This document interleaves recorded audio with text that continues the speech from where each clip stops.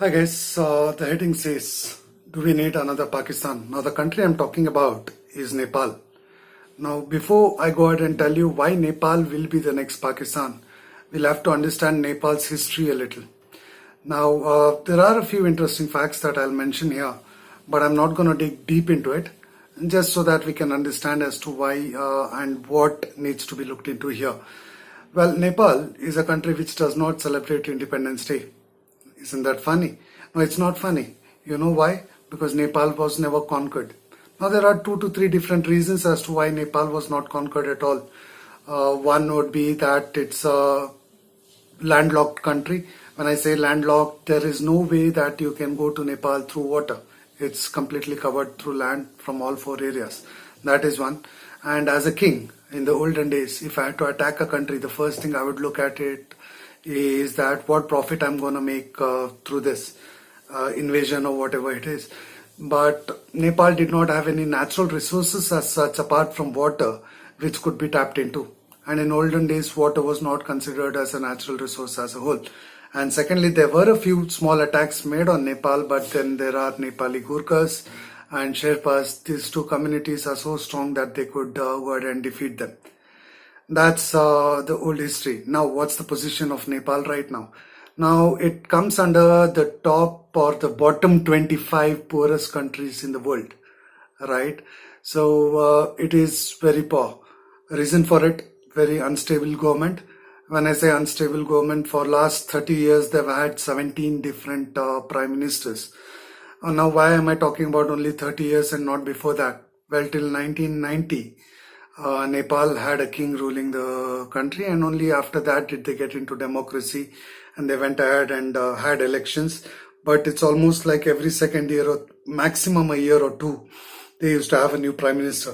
So the economy is very unstable. The government is very unstable. The education system is bad. The education system is so bad that the best university in Nepal does not even come under the top 100 universities in the world, right? Now, even with all these disadvantages, along with this, they have problems wherein the entire country's population is somewhere between 3 to 4 crores.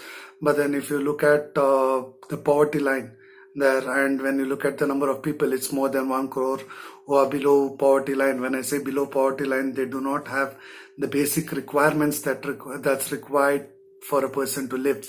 Most of them are living with their expenditures being less than $1 per day. Okay, that's how poor the country is. Now, why is that? Well, Nepal has only 2 things that they can look into as money generating mechanism. One would be tourism, and the second one is agriculture. But they recently had an earthquake in 2015 wherein most of their crops were destroyed. So agriculture is not giving them that much, even though it says that it provides 27% of their income. Even then, the agriculture is not that great there.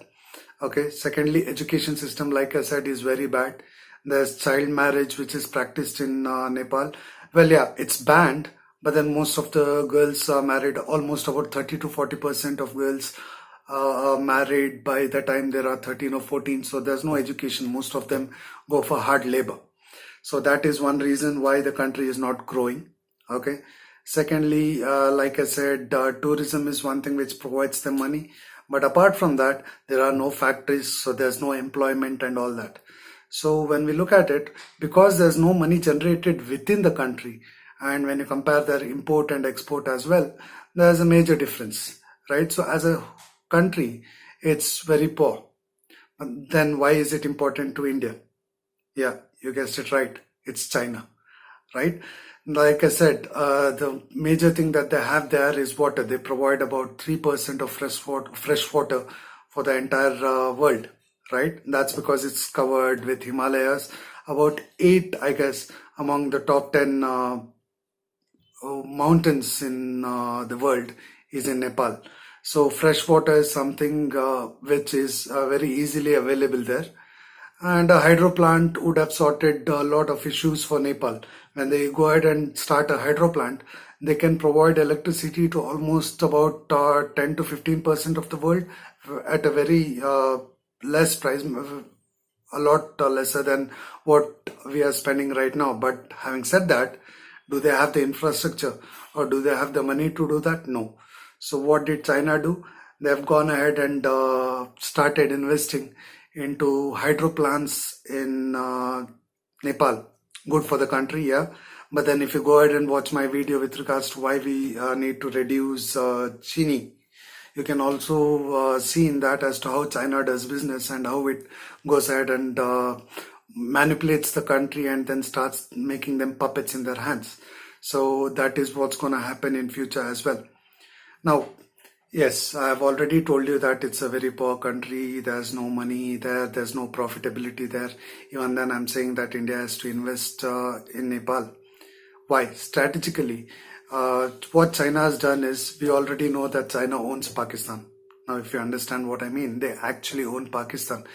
Pakistan cannot go ahead and make even a single statement which would be against China.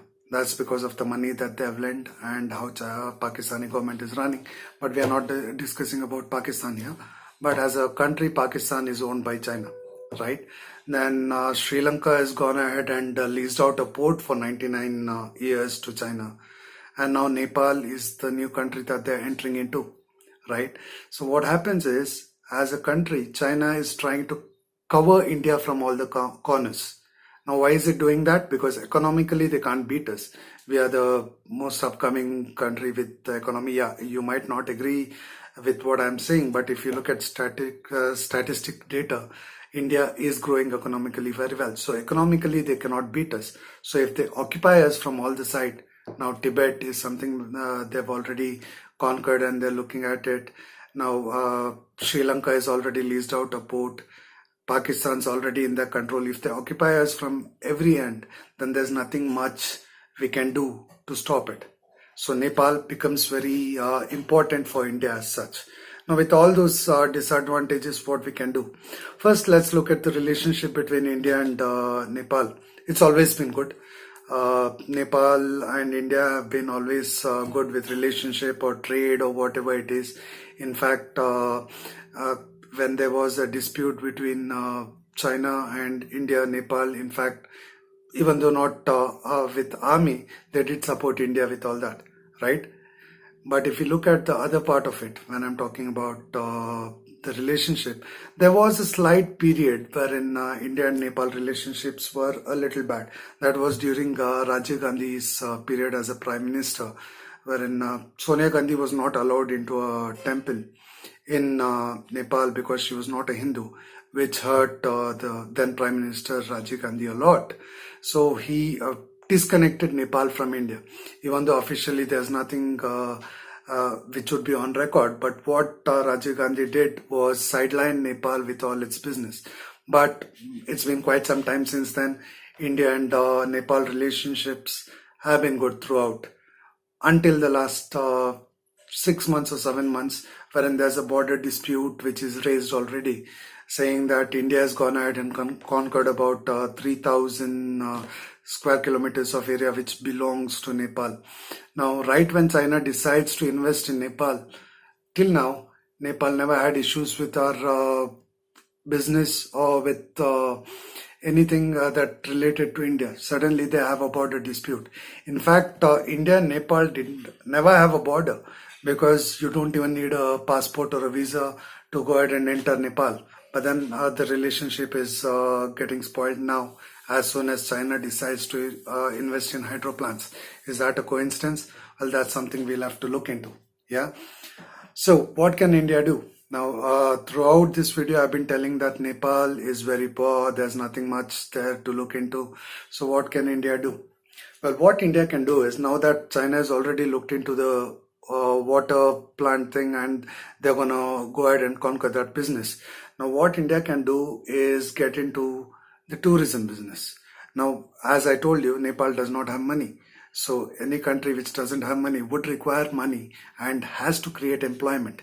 Now, what China usually does is, when they go ahead and invest in a plant or whatever, they go ahead and invest in a different country, they put this condition that only Chinese companies will work in those plants or work in those factories that they are doing. Now, India can stop that. what India can do is they can go ahead and invest in tourism. Like I said, when I say invest in tourism, why not start our own hotels there, or maybe go ahead and start a theme park, right? And create jobs for Nepalis. So when we go ahead and create jobs, the country as a whole would start liking us, right? So when there are two powerhouses, India and China, fighting there, what happens is no country would get complete control over the country that they're fighting for. When this happens, there is no way that China can go ahead and attack India, because they cannot monopolize and they cannot make Nepal puppets. So, as a citizen, what I would ask the Indian government is to look into this and see to it that economically we go ahead and support Nepal. Okay, make it a better country financially and economically, and help the government, because what China is trying to do is monopolize. Nepal might not realize it now, but then if they look at example of Pakistan, they will very well understand. And Nepalis are not dumb, they are very smart, so sooner or later they'll realize it. But before it's late, India has to get into the race, start monopolizing a certain market, so that China cannot go ahead and control Nepal and make it a new Pakistan for us, and make it difficult for India to live in the subcontinent. Thank you.